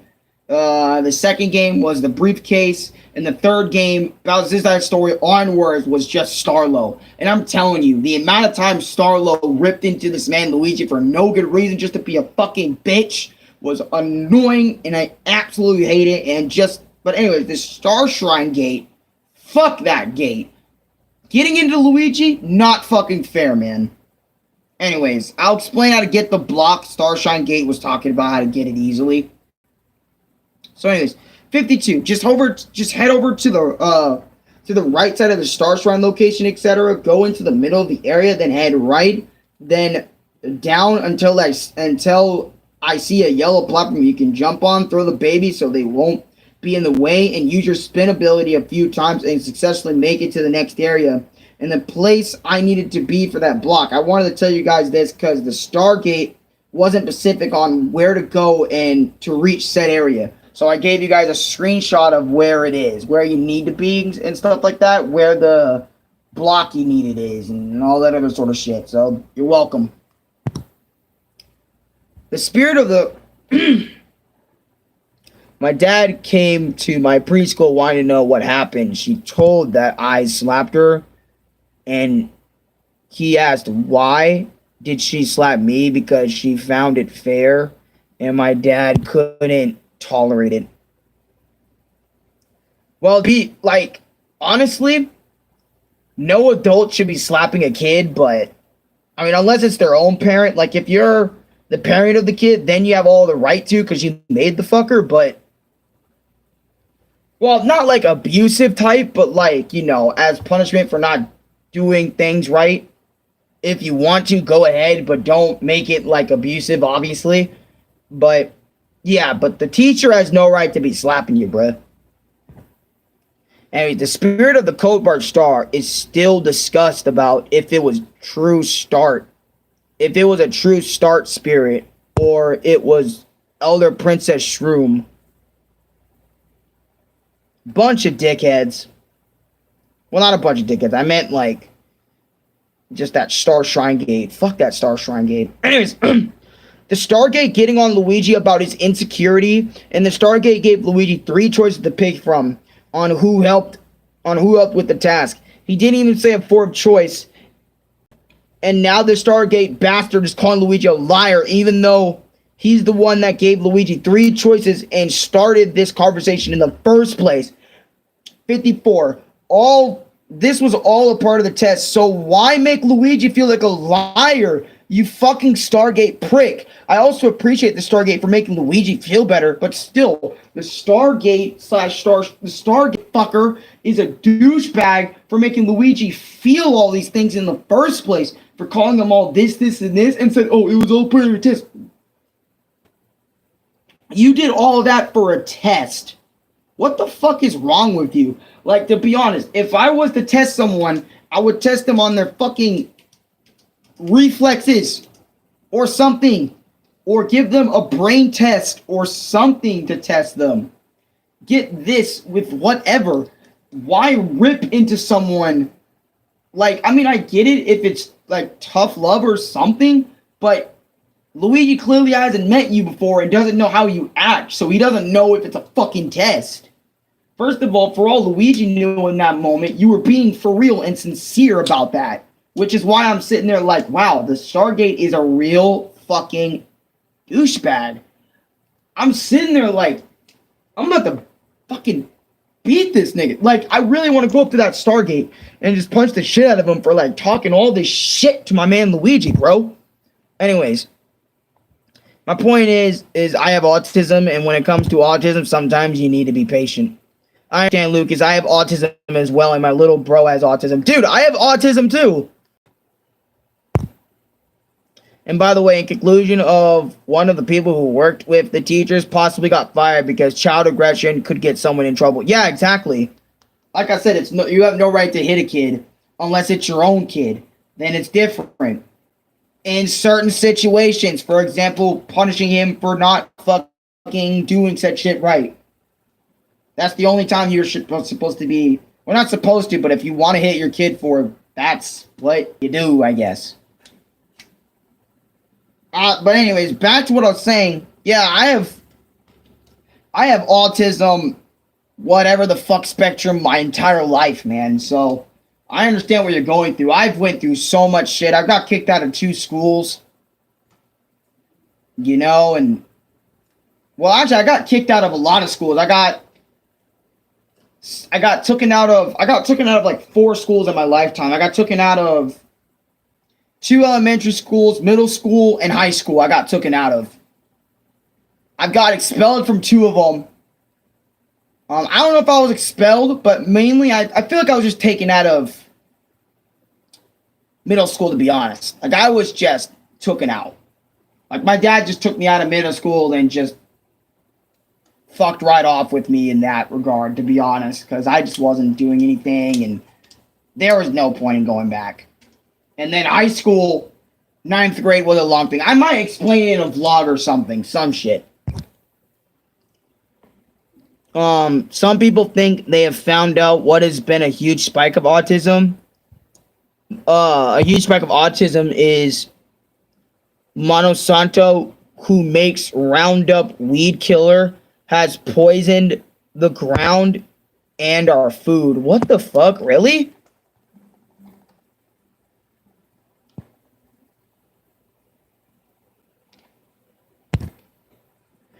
Where are these weird-ass conclusions going from? Well, not weird-ass conclusions, but I never heard of any of this. Anyways, 55. Elder Shroombod Boss.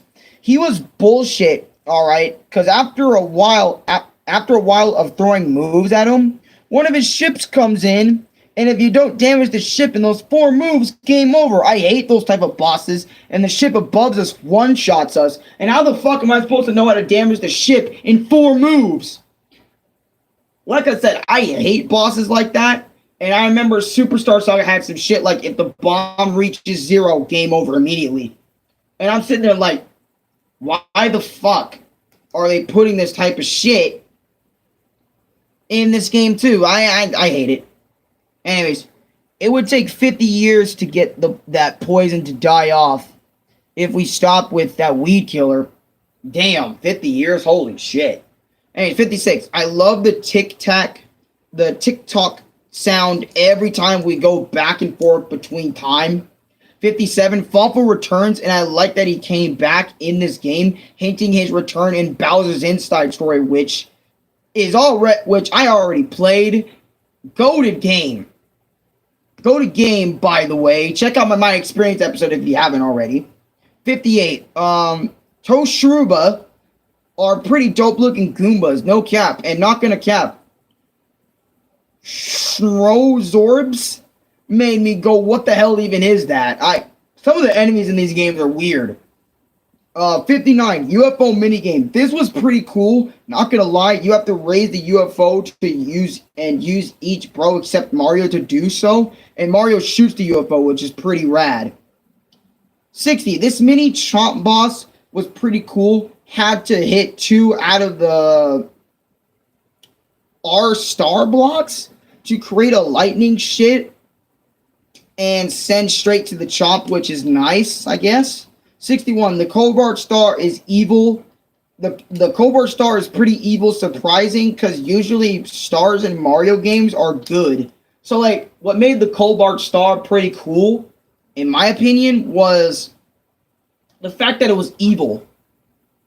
And it wasn't, like, a good person. Or a good entity. Because usually stars in Mario games are heavenly, angel-like, godlike beings in the Mario universe. Pretty much. Lucas and Brendan, and Alex. Lucas, Alex, and Brendan, autism buzzies. On God.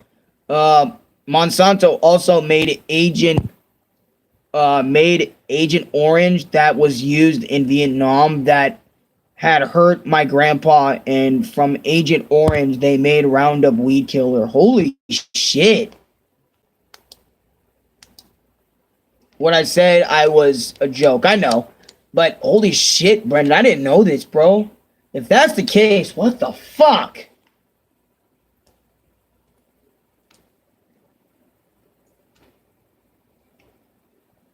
Fuck, I don't know how to respond to that, to be honest. 62, the giant UFO boss battle. I'm not gonna lie, I was raging a lot on this boss battle, to be fair. 63, Princess Shroom boss battle. Holy shit, Princess Shroom was complicated for, like, no reason, but she was awesome in a way. She had a shield. She shoots energy balls that cause weaken. She has a giant spider-like legs that can crush you. Not gonna lie, this boss battle, bullshit. This boss battle was bullshit. And she also had a laser beam, bro. She had a fucking laser beam. Which she was also really crazy. Twin sister, future Princess Shroom boss. Phase 1, she can bash you. She can ride 2 shroom ships and shoot large energy balls at you. She goes up to you and tries to slash you with a giant rock. All sorts of moves that are very strong. Final form, Phase 2. She can stab you with her giant tentacles. She can make giant smoke clouds. She can make her tentacles move in a circle on the floor over and over again to damage us. She can shoot large energy balls in the sky and launch it at us and cause massive damage. Let me tell you, this boss battle was way better in terms of move and giving the player a better understanding of how to take her out. 10 out of 10 boss fight. From its awesome music to its amazing attacks from Princess Shroom. And to be honest, it is better than Superstar Saga's final boss, because at least with this game, I can damage her and cause damage. Okay? With fucking Superstar Saga, I wasn't strong enough. My basic attacks and all my attacks weren't doing jack shit until I just decided to cheat my way to victory.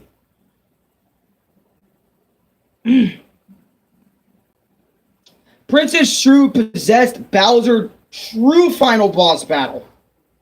So, big Princess Shrew spirit went inside Bowser's body and possessed him and kind of ruined the battle with the twin sister Shrew.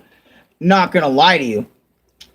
And the bullshit of the battle is you can't attack Bowser the whole fight. You have to hit his fireball projectile back at him to damage big Princess Shrew spirit, which is a cool concept in itself.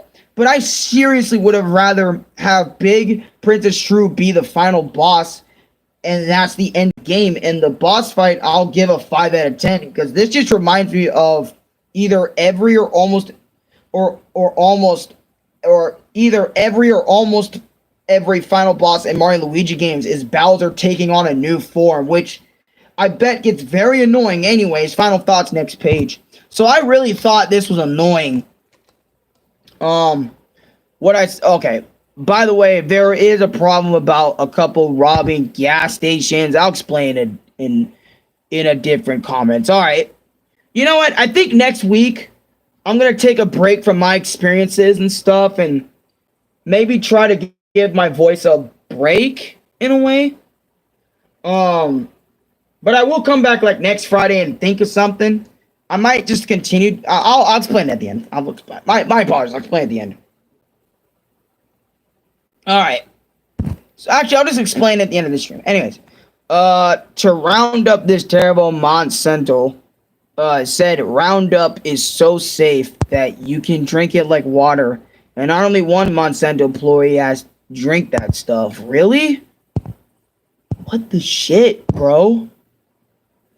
This game, from the babies crying, which is really freaking annoying, to having amazing battles of Princess Shroom and her whole army that invaded both past and present Mushroom Kingdom. But anyways, I really enjoyed this game, from its amazing battle theme to great gameplay. The story itself was more darker toned compared to Superstar Saga, and the Mario and Luigi games after this one, which people didn't really like too much. But me personally, I enjoyed it a lot. I liked Princess Shroom as a character, and her twin sister was cool. But now thinking about it, it was more her twin sister. Think about it more. Her twin sister felt more like a last minute add-on to make the game longer, I'm kind of like, there's no need, but it's all good. At the end of the day, fantastic Mario and Luigi game, beating the game April 12th, 2022. And to be honest, again, this game is really good. I love this game. Mario and Luigi Partners in Time definitely made up for a lot of their mistakes from the first game. And I'm surprised it even made it on DS. To be honest with you. But yeah, I'm really happy that I finally talked about the Mario and Luigi series, like all three of the original games, before the new area of Mario and Luigi hits. And by the way, to answer a question really quick that I know probably one or two of y'all might be thinking in the back of your head, is Alex gonna do like the newer Mario and Luigi games, like Mario and Luigi Dream Team, Mario and Luigi Paper Jam, Mario and Luigi, I think there was like a third, I can't remember. Something, I don't fucking know. Is he gonna do the newer area of Mario and Luigi games? I was thinking maybe not, because I kind of don't like those games. Those games kind of like a different vibe compared to like the Mario and Luigi games, like Mario and Luigi Superstar, Partners of Time, and Bowser's Inside. It kind of has a different vibe to it that I kind of have to get used to. Maybe not. I'm not sure. But, and the thing about Roundup Weed Killer is it does kill weeds, but that stuff can get into crops, and when it rains, it gets washed away into our river and water system, and when water gets evaporated, it gets up in the air. Yep. But let me explain this. So, I have been making my experiences for a very long time on this channel. I almost have 40 episodes dedicated to this series, and I literally started this series 2 years ago, where I discuss about video games, TV shows, all that stuff. I literally make episodes dedicated to multiple games, like 4 or 5 games in one episode, 2 to 3 games one episode, a lot of stuff. I've been doing this series for a long time, and it's not going anywhere soon, but I just wanted to add on a lot of things, like how my life is going, since I upload either once or twice a week. I try to do twice every now and again, because I realize like my views aren't getting like fucked over as much anymore, and I appreciate that from on YouTube side of things. And to be honest with you guys, I do appreciate that, which does allow me to upload more consistently. It does allow me to upload videos, live stream / videos all the time. But I want to mention like a few things. Like my life has been good. I've been chilling. I've been chilling out. I've been playing a lot of games. That's pretty much what I do with my life now, is I just basically play games for the show here, for my little web series, whatever the hell you want to call it here. I eat, I sleep, I do my usual things. But I am changing a little bit. Not too much. Obviously, I'm getting older, but I was thinking about maybe next week, cutting back a little bit, let time move on and stuff, and because I know I'm not going to be able to finish like all of my experiences within this year by the rate I'm going, by doing like 1 or 2 episodes like a week. usually one episode a week, because you know, I'm talking about so many things. And like I said, if I do 2 games in one episode, it does help the process a little bit. But at the same time, I'm playing so many games that it's like. And by the way, I'm not gonna lie, I could have been done with My Experience series a long time ago, like months ago. But I just kept playing. I just kept playing games that I found that were really good, and I just really wanted to sit and talk about them. But don't worry, I was thinking about maybe taking a break and maybe making a few vlogs or something like that, or maybe like a Q&A or something. I don't know if you guys would be interested in a Q&A at this point. I don't have like people wanting to ask me questions all the time, or not anymore at least. So that's why I'm kind of like, I think Q&A is kind of too much of a relevant series to bring back. But maybe a vlog or 2 won't be too bad, to be honest. I think a vlog would actually be kind of nice. It kind of set the tone. But anyways, I have been making My Experiences very consistently for over 2 months, 3 months now. I know I broke that kind of consistency when I did the New Super Mario Bros. U shit and the Bleach video, but I really needed to get those out. The New Super Mario Bros. U, my apologies for not realizing the audio delay after 40 minutes into that. So it kind of makes episode 1 unbearable to watch a little bit. Get them exaggerated from your... Oh, wait. Oh, I'll read those in a bit. But I just wanted to, like, thank you guys for watching every single week's episode. And to be honest, this actually... Like, the My Experience series, I didn't realize this until, like, this morning. But it actually kind of helps my channel stay a little bit on consistency. And as you guys know, I have a problem with staying consistent by doing the same thing over and over and over again. But what makes the My Experiences so fun is it is the same thing in series, but it's a different game each time, which makes the My Experience feel fresh every single time I do it. But, you know, if you do it so extensively, even after a while, that shit starts to dry up, which is why I break that mold sometimes by saying, by doing new thing or doing new stuff. It's just that I have so many My Experiences, like in terms of content, that I need to get done. It's just that it is overloading a bit. It is kind of overwhelming a bit, because it's like there's so many games I didn't get to, and I really want to try to get to as many games as I can this year.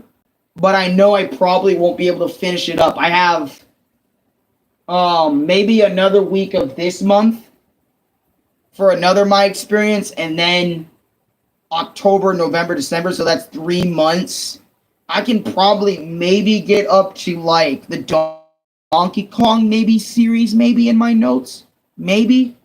Because the next 3 My Experiences are all one-offs. Like, I'm talking about that game specifically. And then after that, I'm getting into a 2-game My Experience, and then another week after that is going to be 3 games, and then the week after that is going to be 2 games, and then after that it's a one-off, and then another one-off, and then another 4-game, a one-off. You know, I have so many games that I'm doing in one video that are 2 games or 3 games in one, or just 1 game, you know, just talking about that. Next week, the next My Experience in my catalog is SpongeBob Battle for Bikini Bottom Rehydrated. I heard that SpongeBob game was really good, even back on the GameCube days, and I decided to give it a try, and I actually did enjoy the game. It's 20 pages long. It's not super long, but it is really nice to have this shit. But anyways, let me read your comment. Let's see what's going on. He had to take on the employee was like back unharmed, but his car was wrecked. That same robber couple went back to Spain eating at McDonald's. One of the customers recognized them, called the police, and then they got arrested. Now they're going to be judged for their crimes, and with evidence, they're not getting away with it easily. Getting them extradited to your country, Lucas, so they can face charges that what they did to your dad. Extradited and said extradited. They didn't hurt nor harm my dad. They simply robbed my father's gas station and kidnapped one of his employees. Just to be more specific, Brendan. Still, they are in custody. They could be extradited to your country for false imprisonment and property damage. Wow, that's a lot of dark shit you guys are talking about in my chat. But to be honest, the world around us gets worse and worse as the day goes on. And I always try my best to, like, stay calm about it and not really worry about it until it really comes to us specifically, like my family and shit. But I'm sorry that all happened to you, Lucas, low-key. Should not have happened, but it did, and there's nothing I can do about it, but all I can say is sorry, even though I'm not the one who, committed it. It's just, I'm sorry that happened to you. That's really all I could say. And it's fucked that happened. And that shit was never on the news. What the fuck? To be honest, news, when they put stuff on, they only put what they want to put on. They don't want to put everything on. Which is kind of like, what the fuck? Aren't you the news? You report on shit that happens around the world. But then again, it's like the news can't get every fucking thing. But at the same time, it's like, shouldn't a news try to at least be news for that said area, or for the most part, in that said region of the world? Shouldn't you get what's going on with their problems or the weather around that area? They reported about the robberies, but not what specifically happened to your father's gas station.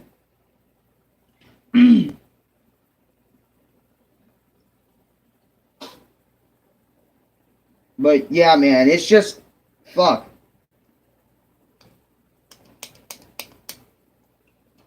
But anyways, like I said, I don't know if I'm gonna take a break from my experiences anytime soon.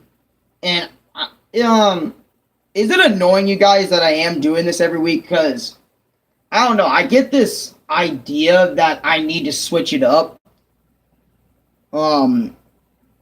Every few weeks, because it's like, my experience are getting so much to the point it's like, okay, maybe change it up, because I feel like I need to change it up so I can be like, okay, I changed it up, I can go back, it's kind of a weird mental thing that I have where it's like, I need to do something different for the channel so, like, people don't feel bored watching me, or so people don't feel like, oh god, another My Experience episode, I wonder how happy Al's gonna be about this game this time, and it gets dragged out. I don't know if you guys are feeling that way already. Let me know down below in chat. Are you guys feeling that way about the My Experiences? Should I do a vlog next week instead? Just to take a small break from my experiences and shit, and maybe just sit and chill for an hour and just talk about life. I wish I had mobile data so I could do outside streams where I'm outside my house, but that's expensive. Yes, but it wasn't the first time of that couple robbing a gas station. They did it to another gas station. And if they get convicted in Spain, make them get extradited to your country to face charges. And even if they're not found guilty in your country, they will be extradited back to Spain to serve their time. True that. Yep. But yeah, to be honest, like I said, that's seriously. What do you guys think about that? I know you guys are talking about something really serious in my chat, which I appreciate. Getting comments, I guess. But do you guys think that My Experience series is too much? Like, do you guys think I'm doing it too much? Because if you guys feel that way, I'll like start vlogging. I'll start finding something to do. It's just that I want to do gaming in more quality. It went from My Experiences to discussing about dark themes. My experience with dark themes. You hear that, chat? My experience with dark themes. Let's talk dark. Darkness. But do you guys think the My Experience are getting a little overbearing? Do you guys think I should change up content for a week or two, maybe? Or are you guys fucking chill with it?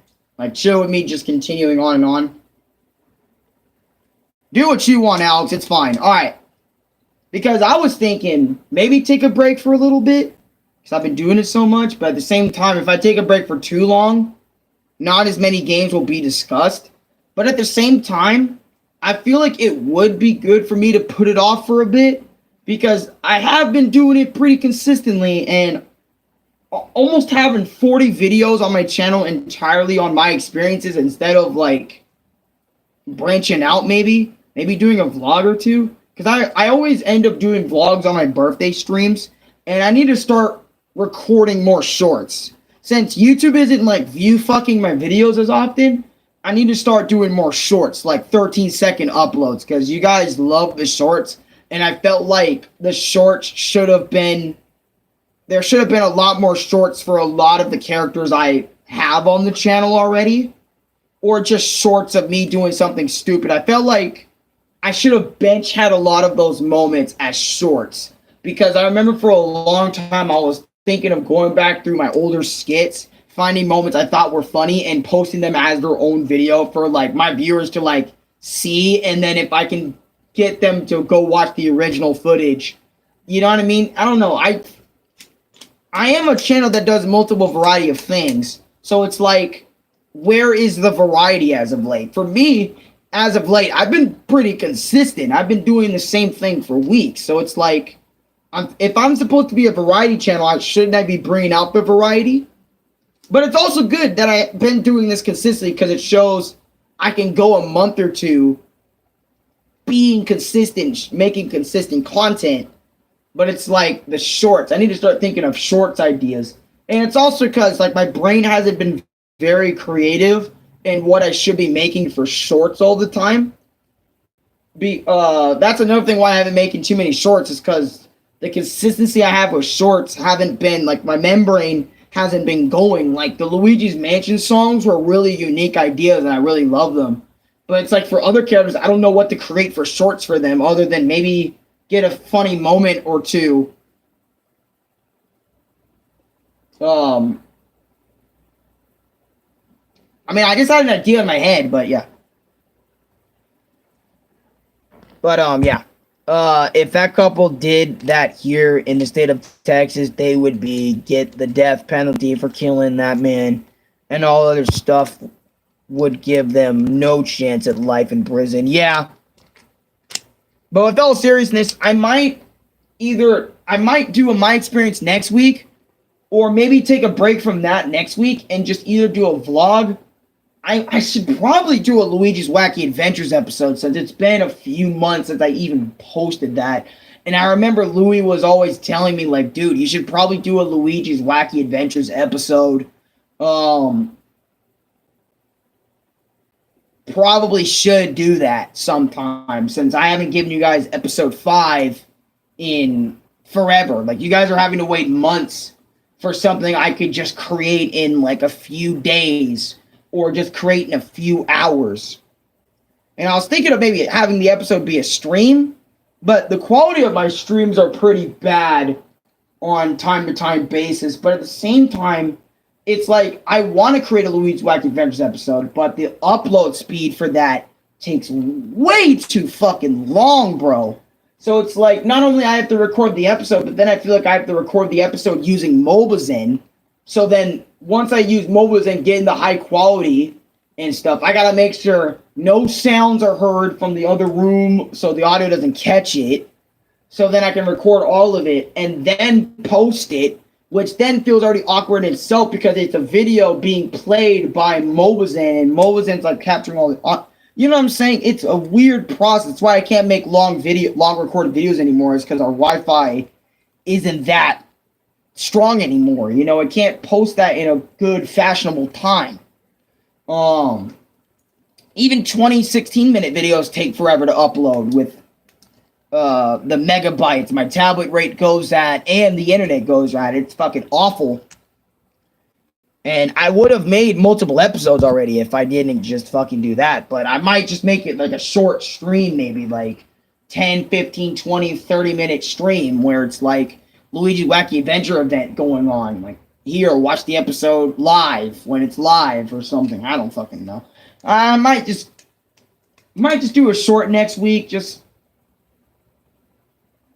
get it out there, and I'll get it up and out there. But anyways, I've been rambling on for too long. That's my experience with both Mario and Luigi Partners in Time and Mario and Luigi or Superstar Saga and Partners in Time. if you guys did enjoy this episode, like and subscribe. Maybe share with your friends. Maybe if you want to, go ahead. I don't have any specific subscriber goals anymore since my channel doesn't really grow anymore that much. But maybe share with your close friends that you think will like my channel. Maybe they can watch my streams too, and we can have like 8 people in the stream. You know what I'm saying? But until then, I'll see you guys next time. Either I might do my experience on SpongeBob, or I might do a short idea, because I've had one short in my gallery sitting in there for fucking months not uploaded. So I might have to get that uploaded. But we'll see. Anyways, like, subscribe, favorite, share the video with your friends, and I'll catch you guys next time. Peace. Hey, you too, Brendan. Be safe. You too, Lucas. Be safe out there, bro. Be safe.